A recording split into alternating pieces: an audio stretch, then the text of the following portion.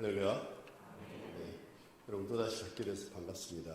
감사하고 담임 목사님이 또 이렇게 기회를 주셔서 여러분과 함께 교제할 수 있게 되는 게 저에게는 얼마나 큰 축복인지 모르겠습니다. 제가 얼마나 일을 잘 하고 있는지 하나님께서 또 점검해 주시기도 하고, 또 선배님이신 또 목사님 뵈면서 어린이 사역에 누구보다 애써 오셨고 또 이루신 그 열매들이 후배들에게 좋은 귀감이 돼서 오히려 제가 올 때마다 목사님을 뵈면 큰 도전을 받고, 오늘도 도전과 함께 좋은 격려도 많이 받았습니다. 여러분 교회는 복이 많은 줄로 믿습니다. 네. 여러분 오늘 본문 말씀을 같이 읽어보도록 하겠습니다. 창세기 12장 1절부터 9절에 있는 말씀입니다.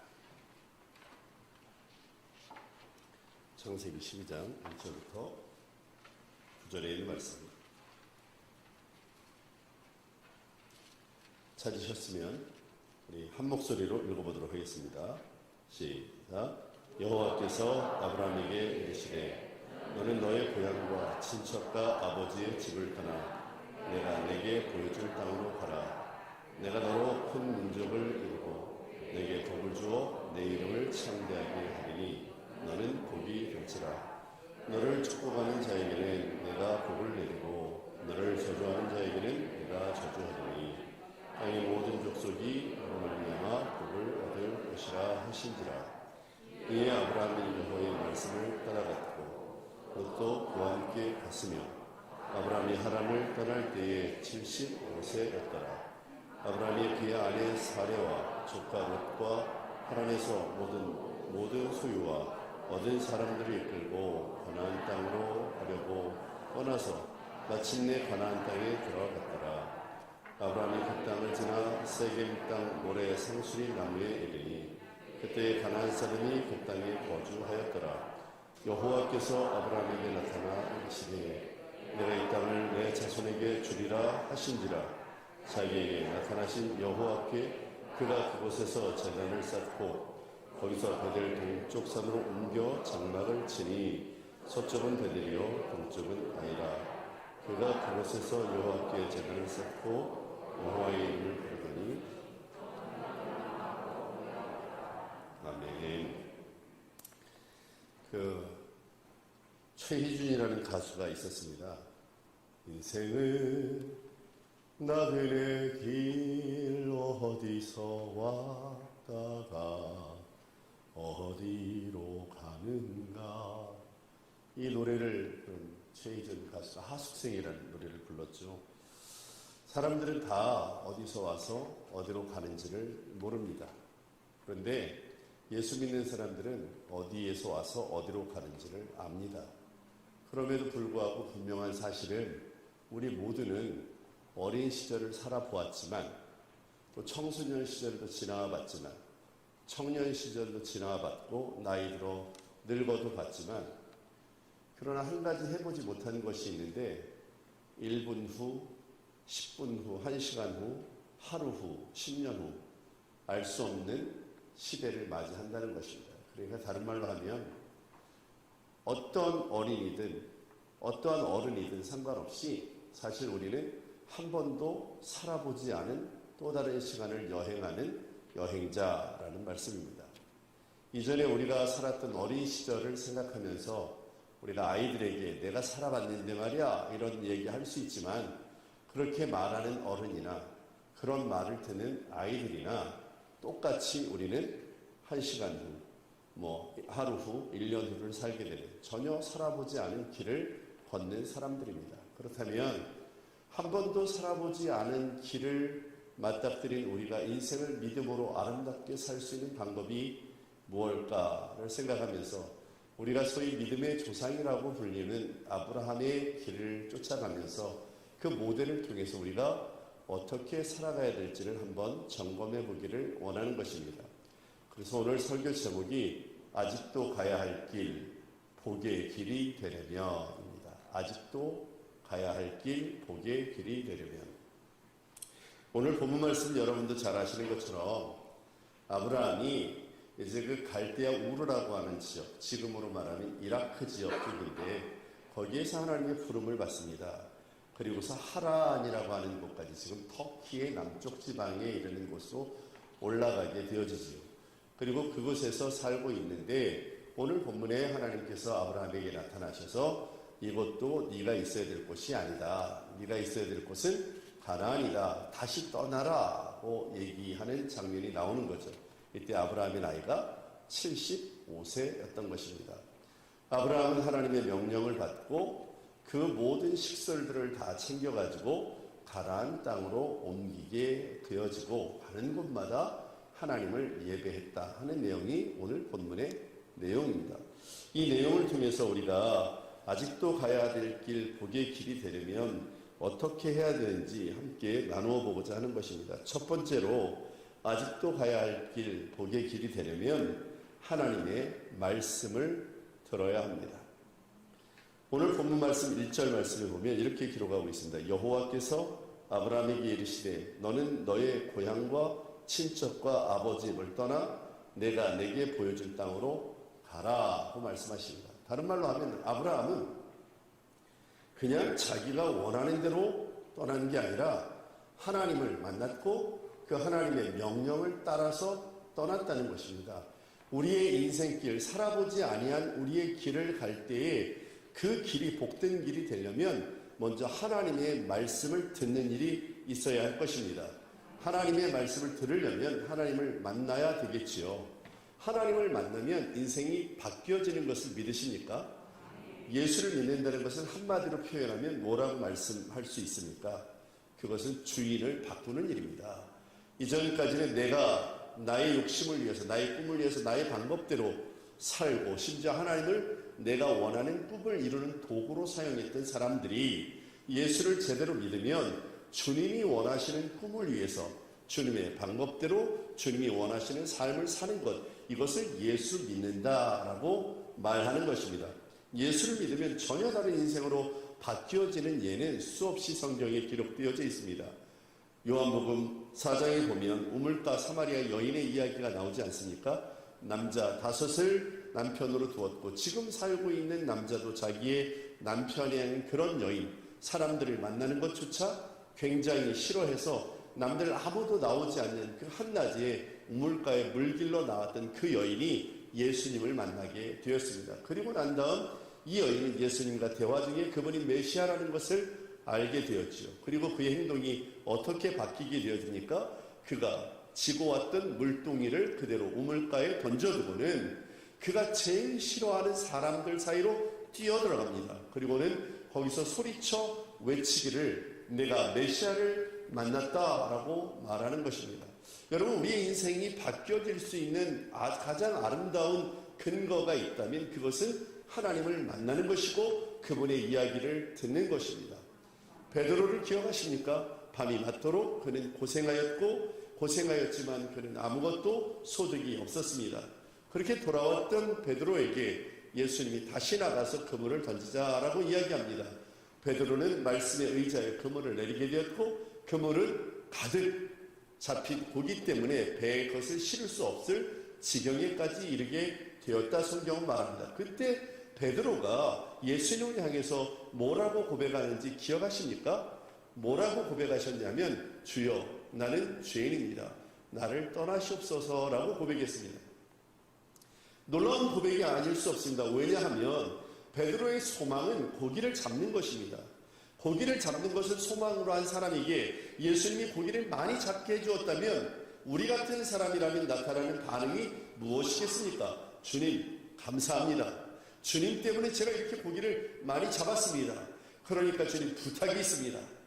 혹시 일주일에 한 3번 정도는 저와 함께 배에 올라 제가 고기 잡는 것을 좀 도와주시면 안 되겠습니까? 만약에 예수님께서 제가 고기 잡는 것을 도와주시기만 한다면 제가 잡은 고기의 절반은 제가 예수님의 사역으로 해서 쓰겠습니다. 예수님 일주일에 3번이 너무 많으시면 한 번도 괜찮습니다. 아니 한 달에 한 번만이라도 좀 저와 함께 고기를 잡아주시면 좋겠습니다라고 이야기할 것 같았는데 이 베드로의 고백은 놀랍지 않습니까? 주여 저는 죄인입니다. 저를 떠나소서. 여러분, 예수님을, 주님을, 하나님을, 성령님을 제대로 만나기만 하면 우리는 우리 자신을 발견하게 되어질 뿐 아니라 우리가 어떻게 살아가야 될지에 대한 길을 보게 되는 줄로 믿습니다. 또 한 사람 삭개오 기억하십니까? 그는 세리였습니다. 이스라엘 사람들 사이에서는 맹로였습니다. 징수해야 될 세금보다 더 많이 징수해서 로마 정부에게 갖다 바치고 남은 돈으로 축적하여 부를 쌓는 사람들이 세리였습니다. 그렇게 키도 작은 핸디캡을 가지고 자기를 보호할 돈, 자기가 남을 공격할 돈을 신으로 여기고 살았던 이 삭개오가 예수님을 만나는 순간 그의 모든 재산을 하나님 앞에 온전히 포기하겠다는 선언을 하게 되어집니다. 뭐라고 말합니까? 나의 재산 절반을 잘라서 가난한 사람들에게 주겠습니다. 누구의 것을 잘못된 방법으로 얻은 것이 있다면 4배를 갚겠습니다. 여러분, 이게 무슨 말이에요? 삭개오가 재산이 100이라면 50을 잘라서 가난한 사람에게 주겠다고 했고, 남의 것을 잘못된 방법으로 얻었다면 4배를 갚겠다는 말은 하나님, 예수님, 나의 모든 돈을 완전히 포기하겠습니다라고 하는 항복 선언인 것입니다. 어떻게 돈을 생명보다 중요하게 여겼던 이 사람이 돈을 포기하는 지경에까지 이를 수 있었느냐 하는 것입니다. 주님을 만나면 인생이 달라지는 것입니다. 여러분이 붙들고 있는 것, 여러분이 그것이 여러분을 살릴 것 같고 이것이 나를 지켜줄 것 같이 여기는 여러분의 학력, 여러분의 돈, 여러분의 관계, 여러분의 권력이 일개의 하나 풀에 지나지 않고 풀에 맺힌 이슬에 지나지 않는다는 사실을 주님을 만나면 바르게 알게 되는 것입니다. 그렇기 때문에 여러분, 우리가 살아본 적 없는 인생을 살 수 있는 가장 중요한 방법은 우리의 인생의 창조자이신, 우리의 인생의 구원자이시며 우리의 주인 되시는 예수 그리스도를 만나는 것, 이것이 전제되지 않는 한 우리 인생의 아름다운 결말은 존재할 수 없는 것입니다. 오늘 하나님께서는 아브라함에게 말씀하시기를 떠나라 하고 말하는 거예요. 떠나라. 이 떠나라고 말할 때요, 아브라함은 그 땅에서 이루어질 일에 대해서 어떤 일이 이루어질지 알 수가 없었습니다. 그저 하나님의 말씀에 의지하여 떠났을 뿐인 것입니다. 여러분, 모든 그림을 완벽하게 그려놓고 인생의 길을 떠나는 사람들은 없습니다. 하나님 앞에 주여 내 길을 온전히 완전히 보여주시면 내가 그 길을 따라가겠습니다 라고 말하는 사람도 있을 수 있겠지만, 사실 우리는 내일을 알 수 없는 사람이고 하나님이 우리에게 길을 보여줘도 우리의 욕심과 우리의 근심과 걱정 때문에 하나님의 길을 제대로 보지 못하는 한계에 직면해 있는 인생들 아닙니까? 그렇기 때문에 우리가 해야 할 일이 있다면 그저 day by day, 날마다 그분을 한 걸음 한 걸음 따라가는 일, 그것이 우리에게 족한 은혜인 줄로 믿습니다. 그렇기 때문에 주님을 만나야 돼요. 그 주님이 베드로의 바입 하나님께서 이 지금 아브라함에게 또 뭐라고, 너 떠나라, 그리고 너는 가는 곳마다 복이 되어라 하고 말하고 있어요. 복이 되어라. 여러분, 아브라함을 축복하시는 하나님은 아브라함에게만 집중하시는 하나님이 아니신 것입니다. 아브라함은 가는 곳마다 복이 되어라고 하는 하나님의 선언을 받았습니다. 명령을 받았습니다. 여러분, 복이 되어라고 하는 말, 그 말은 여러분이 가는 곳마다, 아브라함이 가는 곳마다 그곳 사람들이 아브라함 때문에 하나님의 복을 누릴 수 있어야 되고, 아브라함 때문에 하나님께 영광을 돌릴 수 있어야 된다는 말인 것입니다. 그러니까 여러분, 우리가 내일을 알 수 없는 인생을 살지만 주님께서 가라고 할 때 그저 믿음을 가지고 떠나고 가는 곳마다 그곳에서 하나님의 축복이 되기를 기도하고, 내가 있는 곳 때문에 다른 사람들이 복받는 은혜를 내 일생의 사명으로 여기는 삶이 되어야 될 줄로 믿습니다. 오늘 제가 순천역에 내렸는데 순천역 주차장에 최광준 장로님 저를 데리러 오셨어요. 그런데 주차장에 이게 좀 뭐가 고장이 났는지 차가 그렇게 안 빠지더라고요. 그냥 거기서 한 15분, 20분을 있었는데, 장로님이 좀 앞으로 가려고 그러면 차들이 그냥 쌩쌩 와가지고 장로님이 끼지도 못하게 만드는 걸 보면서 참 마음이 답답했습니다. 여러분, 잠시 한 차 앞을 더 빨리 갈 수는 있지만 그게 반드시 복된 길인 것은 아닌 것입니다. 교회가 있는 이유가 무엇입니까? 이 순천에 주성교회가 왜 있어야 됩니까? 주성교회 때문에 순천이 복받게 되어야 되기 때문입니다. 주성교회 때문에 대한민국이 복받아야 되기 때문입니다. 주성교회 때문에 전 세계가 복음의 은혜를 경험해야 되기 때문에 하나님께서 이곳에 문 목사님을 통해서 주성교회를 세워주는 줄로 믿습니다. 주성교회가 한국의 중심은 아닙니다. 순천이 한국 사회의 중심 지역이 아닙니다. 그러나 지역적으로 사회적으로 주성교회가 한국의 중심이 아닐지는 모르지만 전 세계의 복음의 진동을 일으키는 진원지로서 주성교회가 되기를 축원합니다. 그래 이것을 통해 하나님 놀라운 진노와 하나님의 그 진동이 축복의 역사가 이어지게 되기를 소원합니다. 그러면서 아브라함에게 복이 근원이 되어라, 네가 가는 곳마다 복이 될지라고 선언하는데 여기서 말하고 있는 복이 뭐냐 한번 생각해 보자는 거죠. 여기서 복이라고 말하는 것은 히브리어로 버락이라고 하는 뜻이 그 단어인데 이게 무슨 뜻이냐면요, 무릎을 꿇다라는 뜻이에요. 여러분, 하나님께 무릎을 꿇을 수 있는 것이 진정한 축복인지를 믿으시기를 축원합니다. 어떻게 우리의 고난이 우리에게 축복이 될 수 있습니까? 사람들이 그렇게 말을 물어봅니다. 많은 목사님들이 설교할 때 고난이 축복입니다라고 이야기합니다. 어떻게 고난이 고난이지, 어떻게 고난이 축복이 될 수 있습니까? 우리가 질문이 생기지 않겠습니까? 고난이 축복일 수 있는 이유는 그 고난이 축복이기 때문이 아니라 그 고난 때문에 하나님께 무릎을 꿇게 되는 것이고, 하나님께 무릎을 꿇어 그 하나님을 만날 수 있다면 그것보다 더 큰 인생의 축복이 없기 때문에 고난이 하나님께 무릎을 꿇는 자리로 우리를 인도해낼 수만 있다면 고난도 축복이 된다는 말인 것입니다. 그러므로 여러분, 아브라함은 갈 바를 알지 못했지만 주님을 만나 음성을 듣고 가는 곳을 떠나 가는 곳마다 주의 복이 되기를 소원하며 그 길을 떠났습니다. 나는 우리 주성교회 모든 성도님 여러분들도 믿음 안에서 아브라함과 같은 역사가 있어지게 되기를 축원합니다.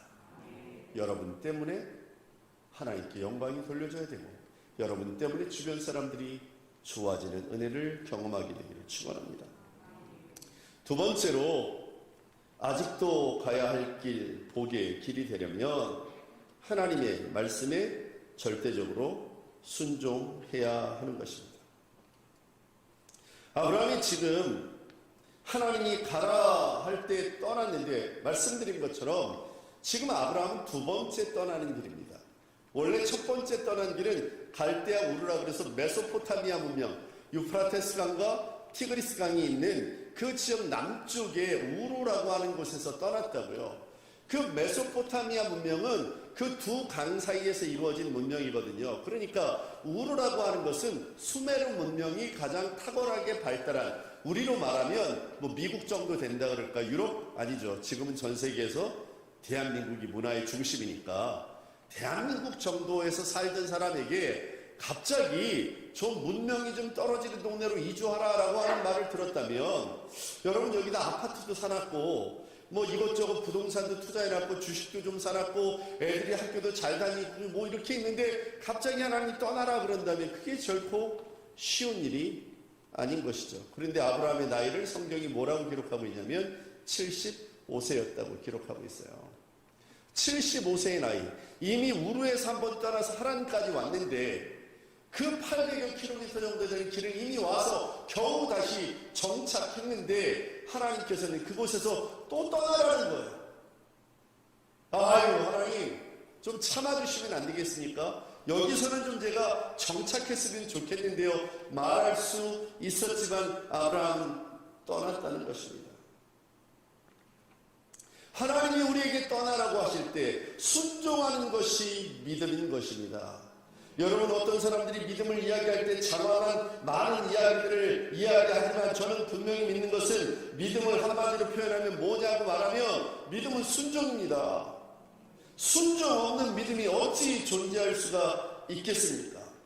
아브라함이 75세가 되었다는 게 무슨 말이냐면, 여러분 75세 정도 되면 안 바뀝니다. 그 안 바뀌는 사람에게 하나님이 떠나라고 했는데 아브라함이 떠났다는 거예요. 다른 말로 하면 하나님 밖에는 인생을 바꿀 수 있는 사람이 없어요. 그러니까 옆 사람 한번 쳐다보세요.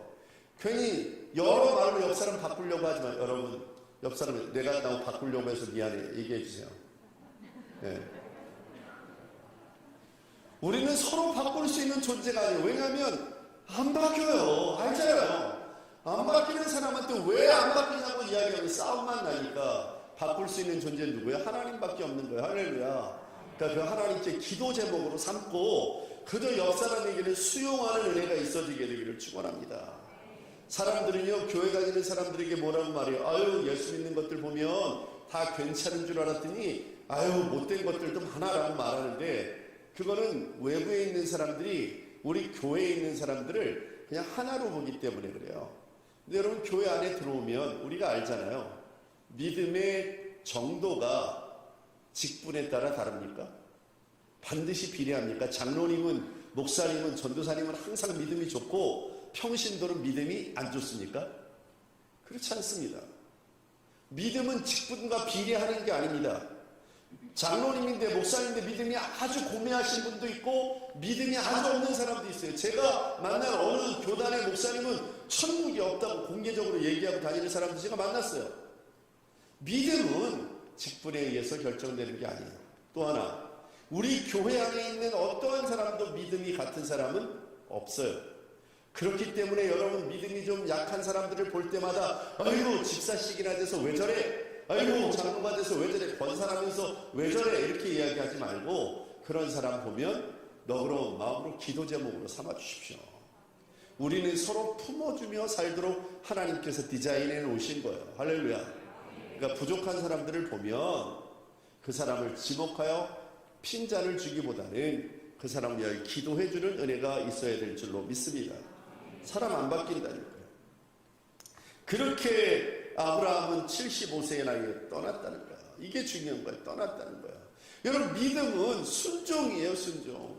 여리고성 싸움을 기억하십니까? 여리고성을 하나님께서 무너뜨릴 수 있는 방법을 이스라엘 백성들에게 알려주었잖아요. 뭐라고 알려주셨습니까? 하루에 한 번씩 돌아라. 그리고 일곱째 날은 7바퀴를 돌아라. 그리고 나서 소리를 질러라. 그런데 너희들 그렇게 돌 때에 입 닫고 돌아라. 말하지 말고 돌아. 이렇게 얘기한 거예요. 왜? 분명히 여러분, 방법이 하나님께서 여리고성을 좀 무너뜨리려면 갑자기 좀 어디에서 원군을 좀 한 10,000명 정도의 군사를 보내주시든지 대포를 좀 보내주셔가지고 그거를 무너뜨린다 그러면 이거 방법이 괜찮네 라고 생각했을 텐데, 하나님께서 알려주신 방법이 뭐였어요? 거길 도르라는 거예요. 여러분, 이제 제가 농담할 거니까 웃어야 돼요. 도르라는 말을 이스라엘 백성들이 들었을 때 돌아버리지 않았겠어요? 네? 방법이 그게 뭐야? 하나님, 이걸 방법이라고 알려주셨어요? 이렇게 얘기할 법 하거든요. 그러니까 하나님이 입 닥치고 돌으라는 거예요. 그래서 7바퀴, 마지막 날 7째 날 7바퀴를 돌고 소리를 질렀습니다. 어떤 역사가 일어났습니까? 여리고성이 무너졌습니다. 여리고성이 무너진 건 이스라엘 백성들이 돌아간 게 아니라 이스라엘 백성들이 하나님의 말씀에 순종했기 때문에 역사가 일어나는 거예요. 왜 옛날 성경에는 그 기적 같은 역사들이 많이 일어나는데 왜 오늘날 교회에는 기적 같은 역사가 일어나지 않는지 아십니까? 옛날은 성도, 우리 믿음의 선배님들은 말씀에 순종하려고 온갖 애를 썼는데 어느덧 우리가 먹고 살만해지니까 우리의 신앙이 말씀에 순종하는 신앙이 아니라 세상의 상식에 기반을 둔 신앙생활하는 모습이 자연스럽게 교회 안에 들어와서 교회도 상식적으로 끌고 가려고 하는 사람들 때문에 우리의 삶에 역사가 일어나지 않는 것입니다. 여러분의 삶에 기적을 원하십니까? 그러면 순종해야 합니다. 주님 말씀하시면 내가 나가리라. 주의 뜻이 아니면 내가 멈춰서리라. 나의 가고 서는 것 주의 뜻에 있으니 오 주여 나를 이끄소서. 뜻하신 그곳에 나 있기 원합니다. 이끄시는 대로 순종하기 원하니. 그 다음 뭐예요? 내 영혼 통하여 일하소서. 그 뜻을 위하여 오 주여 나를 이끄소서. 우리의 삶에 순종이 일어나면 역사가 일어나는 거예요. 안디옥 교회에 바울이 목회자로 들어왔을 때 저는 그 말씀을 읽으면 얼마나 은혜가 되는지 몰라요. 예루살렘 교회에서 피난 나온 사람들이 안디옥 교회를 세웠고, 안디옥 교회에 바나바 목사님 목회하다가 바울을 불러왔습니다. 그런데 안디옥 교회가 세워진 이유가 예루살렘 교회 핍박 때문인데, 그 핍박이 앞장섰던 사람이 바로 사울이었어요. 그 사람에 대한 기억을 가지고 있었던 그 교회가 사울을 담임 목사님으로 모셔올 때 거기 앉아있는 성도들은 아무도 반대하지 않았을까? 반대했었을 거예요. 그런데 성경은 그런 기록이 아무것도 없어요. 많은 교회에서 목사님이 어떤 일을 진행할 때 장로님들, 집사님들 분쟁이 있는 교회들이 많아요. 그 분쟁의 이유가 뭐냐면 네 말이 맞냐? 내 말이 맞냐는 거예요. 네가 맞냐? 내가 맞냐는 거예요. 그런데 여러분, 교회는 네가 맞냐 내가 맞냐를 운영하는 데가 아니에요. 교회는 내가 아무리 맞아도 하나님의 뜻이라고 하면 기꺼이 내 옳은 뜻도 꺾을 줄 아는 영성이 있을 때 역사를 이루는 것입니다. 사람들은 옳고 그름에 매몰돼가지고 그것이 마치 우리가 붙들고 갈 가치라고 여기는 교회와 성도들이 얼마나 많은지 몰라요. 그러나 여러분의 뜻이 잘못돼서도 아니고 여러분이 잘못해서도 아니라 하나님의 뜻이라면 여러분의 옳은 뜻과 여러분의 잘못되지 않은 행동도 기꺼이 무릎을 꿇고 꺾을 줄 아는 영성이 있어야 한다는 것입니다.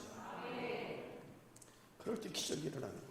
아브라함이 그런 거 아니에요? 나 못 가겠는데요. 내 75세나 됐어요. 나 못 가겠어요 라고 말해도 전혀 문제가 없는 나이일 수 있지만 아브라함은 전혀 거기에 굴하지 않고 그냥 떠났어요. 왜 그랬습니까? 아브라함이 걸어갈 미래가 분명해서 확실해서 전혀 두려움이 없어서 그 길을 떠나겠다고 결심했었겠습니까? 아브라함은 신이 아니에요. 아브라함도 사람이에요. 우리도 사람 아니에요? 여러분, 내일을 생각할 때 우리에게 오는 두 가지 마음이 있잖아요. 그거 하나는 기대요. 내일은 오늘보다 좀 낫겠지. 내일은 오늘보다 더 건강하겠지. 내일은 우리 집안이 좀 좋아지겠지. 이런 기대가 있어요. 또 다른 내일을 향한 우리의 또 다른 마음은 두려움 아니에요? 아무 일도 없어야 할 텐데, 별일 없어야 될 텐데, 이런 두려움. 아브라함이 왜 그런 마음이 없었겠어요? 우리와 같은 성정을 가진 사람 아니겠어요? 그런데 이 아브라함이 떠났다라고 말하는 것, 순종했다라고 말하는 것은 왜 떠났냐면 아브라함은 두렵지 않아서 떠난 게 아니라 두려움이 막을 수 없기 때문에 떠났던 거예요. 여러분의 삶도 두렵지 않기 때문에 가야 되는 게 아니라 두려움이 막을 수 없는 믿음의 요청이 하나님께로부터 오기 때문에 우리는 두려움을 극복하고 떠나야 되는 것입니다. 아브라함은 약속을 붙들고 있었어요. 하나님의 약속이에요. 요셉은 꿈을 꾸었잖아요. 저희 어원하는 현대판 요셉을 키우는 것을 목표로 하고 있어요. 그는 하나님의 꿈을 가진 사람이에요. 자기의 꿈을 가지고 일평생 사는 사람이 아니에요.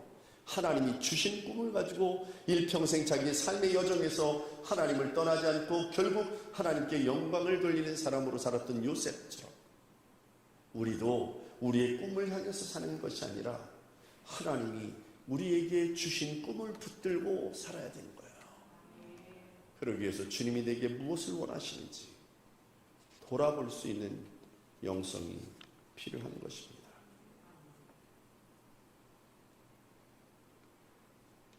믿음은요, 그저 한 걸음 한 걸음 나가는 거예요. 믿음은 전적인 자기의 부인이에요. 이것을 영어로 말하면 surrender라고 해요. surrender. 믿음은요, 하나님 앞에 날마다 항복선을 하는 거예요. 하나님, 내 아이들 키우는 거 하나님 항복입니다. 제가 하려고 했더니 애들 내 마음대로 안 커요. 하나님, 주님이 하셔야 됩니다. 내 남편 바꾸려고 했는데 하나님 안 돼요. 주님이 하셔야 됩니다. 내 아내 바꾸려고 했는데 하나님 안 돼요. 주님이 하셔야 됩니다. 교회를 우리의 마음대로 운영하려고 했는데 하나님 안 돼요. 주님이 하셔야 됩니다. 내 믿음의 여정, 내 건강에 관한 문제, 내 모든 문제 내가 어떻게든 해보려고 했는데 주님 안 돼요. 항복하오니 주님이 해결해 주십시오. 이걸 믿음이라고 말하는 것입니다. 그렇기 때문에 여러분, 순종 없는 믿음은 없는 거예요. 하나님 여러분에게 무엇을 말씀하셨든 그것이 작은 것이든 그것이 큰 것이든 순종하는 은혜가 있어야 돼요. 작은 것을 요구하시는 하나님이라면 그저 빨리 순종하면 되는 것이고, 내가 할 수 없는 큰 것을 하나님이 내게 원하신다고 여기면 우리는 필연적으로 무릎을 꿇지 않을 수 없게 되는 것이고, 그 주님을 향하여 부르짖기 시작하면 내가 할 수 없는 방법을 통하여 하나님이 역사하신 것을 믿으시기를 축원합니다. 저희 어원은 지금 글로벌 센터라고 하는 건물을 짓고 있습니다. 여러분도 아시는 것처럼 지금 건축자재가 단군 이래로 최고로 비싸진 상태고, 은행 이자가 최고로 높은 상태고, 인건비가 최고로 비싸졌고, 모든 지난 2년 반 동안 제 어원하는 코로나 때문에 활동을 잘 못했습니다. 우리의 능력으로는 할 수 있는 영역이 전혀 없어요. 그런데 하나님께서 땅도 주셨고 건축업자도 붙여주셔서 우리가 고민하지 않아도 건물은 지금 올라가고 있어요. 거기에 필요한 돈도 하나님이 주실 거라고 믿는 거예요. 여러분, 우리의 능력만큼이라면 하나님의 역사가 얼마나 우습습니까? 우리는 우리의 능력만큼 일해야 되는 게 아니에요. 하나님께서 주시는 꿈을 향하여 우리의 능력을 키워달라고 기도하는 거예요. 우리의 능력만큼 일하는 게 아니라 하나님이 요구하시는 것만큼 일하는 그런 순종하는 믿음, 그런 믿음이 있어야 세계를 바꾸는 역사가 있을 줄로 믿습니다. 마지막 세 번째로 아브라함을 통해서 우리가 알 수 있는 내용은요, 아직도 가야 될 길, 복의 길이 되려면 가는 곳마다 하나님을 예배할 수 있어야 된다는 거예요. 7절, 8절 말씀 뒤쪽에 보면 여호와께서 아브라함에게 나타나 이르시되 내가 이 땅을 내 자손에게 주리라 하신지라. 자기에게 나타나신 여호와께 그가 그곳에서 제단을 쌓고 거기서 베델 동쪽 산으로 옮겨 장막을 치니 서쪽은 베델이요 동쪽은 아이라. 그가 그곳에서 여호와께 제단을 쌓고 여호와의 이름을 부르더니 라고 말합니다. 지금 아브라함의 여정을 보면 아브라함은 가는 곳마다 그곳에서 제단을 쌓았다라고 하는 모습을 우리가 볼 수 있습니다. 여러분, 지금 아브라함이 이동 경로를 보시면 그 우르에서 하란까지, 하란에서 세겜까지, 지금 이스라엘 땅까지 이렇게 비옥한 초승달 지역이라고 하는데, 중동 지역의 그 지역이 굉장히 중요한 지역이에요. 그 지역을 이렇게 오는 동안에 아브라함이 가는 곳마다 하나님께 제단을 쌓았다는 거예요. 그런데 여러분, 오해하시면 안 되는 건 아브라함이 하나님을 믿는 사람들 사이를 통과해서 간 게 아니에요. 아브라함은 하나님을 믿지 않는 이방신, 달의 신 씬을 섬기는 그 동네를 지나가면서 가는 곳마다 하나님께 예배를 드렸다는 거예요. 뭐라 그러는 거냐면, 여러분, 우리가 다른 동네를 지나갈 때마다, 혹시 여행할 때, 미국 갈 때, 여러분 미국 가서 우리 조심하잖아요. 왜? 괜히 여기 있는 사람 건드려봤자 좋을 거 없지. 우리 조심한다고. 왜? 그 사람들 건드리면 좋을 거 없으니까. 그런데 지금 아브라함은 그 이방신을 섬기는 동네를 지나가는데 거기다 제단을 쌓았다는 거예요. 이게 무슨 말이냐면, 대놓고 나는 하나님을 섬기는 사람이요, 나는 여기서 하나님을 예배할 거요 라고 당당히 선언하고 외치고 보여주고 갔다는 거예요. 그저 쭈삣쭈삣거리면서 사람들이 혹시 볼까 두려워하는 마음에 은밀한 곳에서 예배하는 게 아니라 대놓고 사람들이 보는 데서 하나님을 예배하고 찬양하며 나아갔다는 것입니다. 여러분이 가는 곳마다 여러분 때문에 사람들이 하나님을 알아야 되지 않겠습니까? 내가 예수 믿는 사람인지 아무도 모르는 것을 자랑하고 다니는 부끄러움에 여러분 그냥 머물러 있지 않기를 축원합니다. 가는 곳마다, 그것이 직장이 됐든 그것이 여러분의 가족이 됐든 그것이 여러분의 무엇이 됐든지 간에 사람들 눈치 보지 않고 나를 하나님을 섬기겠다고 말하는 그러한 사람, 하나님을 예배하는데 주저함이 없는 그러한 사람으로 존재하는 사람이 아직도 가야 할 우리 인생길을 복된 길로 만드는 사람이 되는 줄로 믿습니다.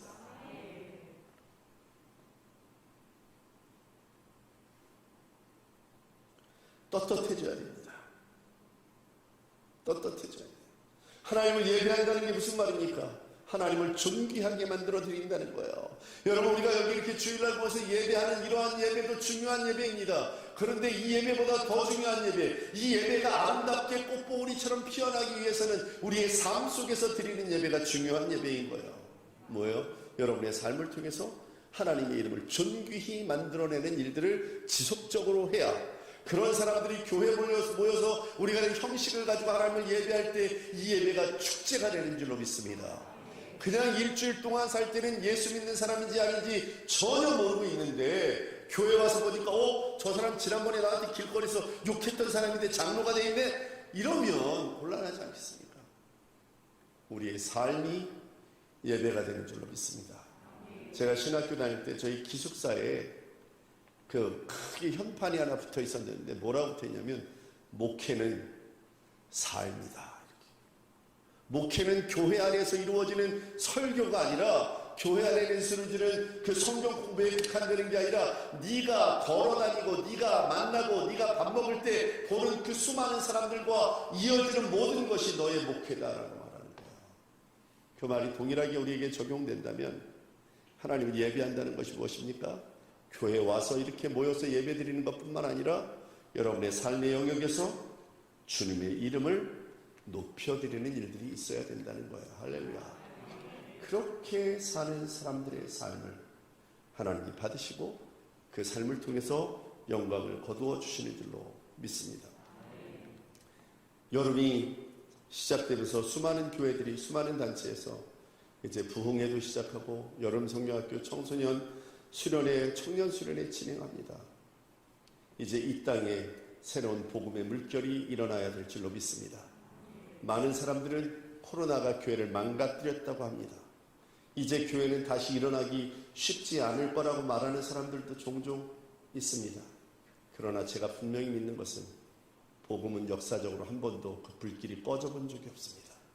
그 복음을 대하는 사람들이 그들의 인간적인 생각과 세속적인 믿음 때문에 복음을 거절할 수는 있을지 모르겠지만 복음을 결코 끌 수는 없는 것입니다.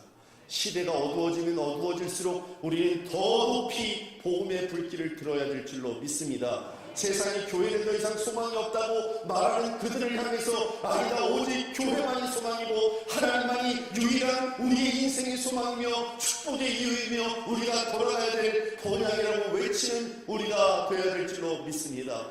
아브라함처럼 어디로 가야 할지 모르지만 다른 곳마다 하나님과 만나고 하나님과 이야기하며, 다른 곳마다 그분의 은혜를 가지고 순종하고, 다른 곳마다 하나님을 예배하는 삶을 통하여 아직도 하나님이 우리 가운데 역사하시며, 성령은 결코 소멸된 적이 없으시고 복음은 여전히 능력을 왕성하게 이룬다고 하는 사실을 우리의 삶으로 표현해내 세상 사람들이 주님께로 돌아와 예배하며 경배하며 주님의 자녀가 되는 그 아름다운 역사를 목격하는 축복이 여러분 가운데 있어지게 되기를 바랍니다.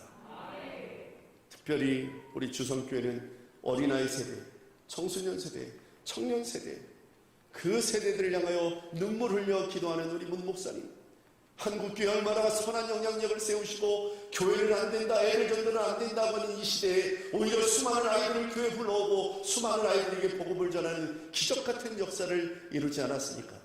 그런 아름다운 목회자와 신앙생활을 하고 있는 우리는 얼마나 감격이고 축복된 삶인지 모르는 것입니다. 그렇기 때문에 믿음 안에서 아브라함처럼 아직도 가야 될 길, 한 번도 가보지 않은 길, 그 길을 갈 때 축복의 길이 여러분의 길이 되기를 축원합니다. 기도하겠습니다.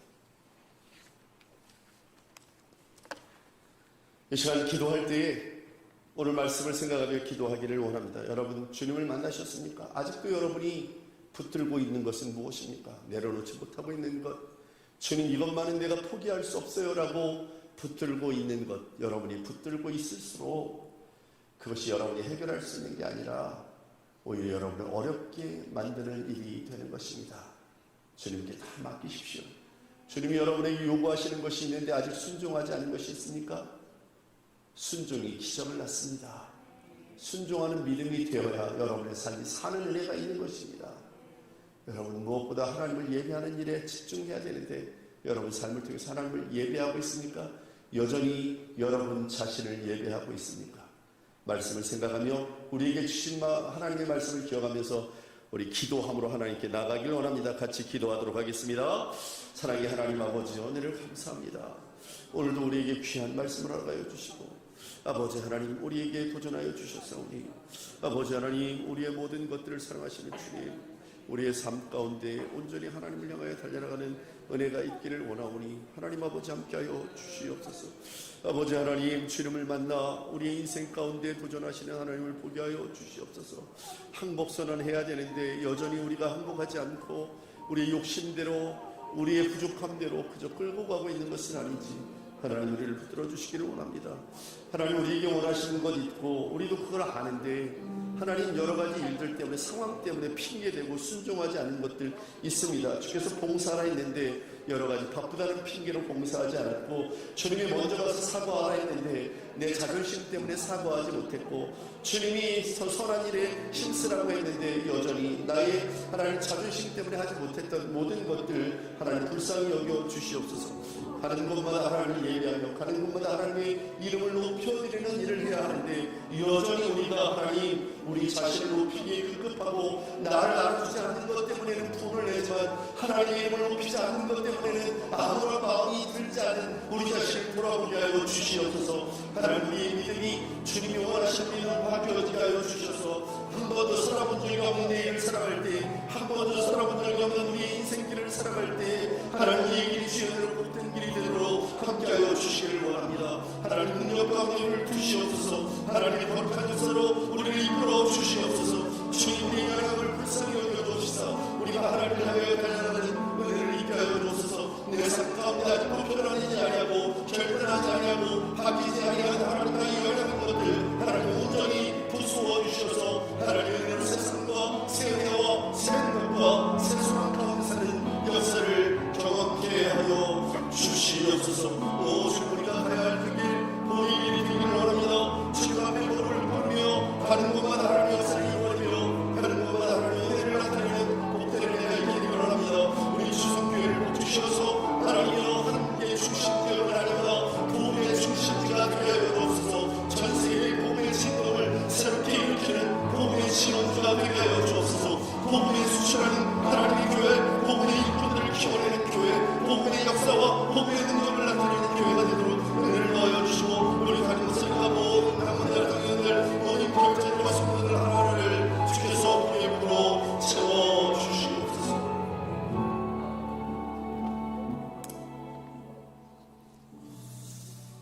우리 주님 말씀하시면 내가 나아가리라 같이 한번 찬양하고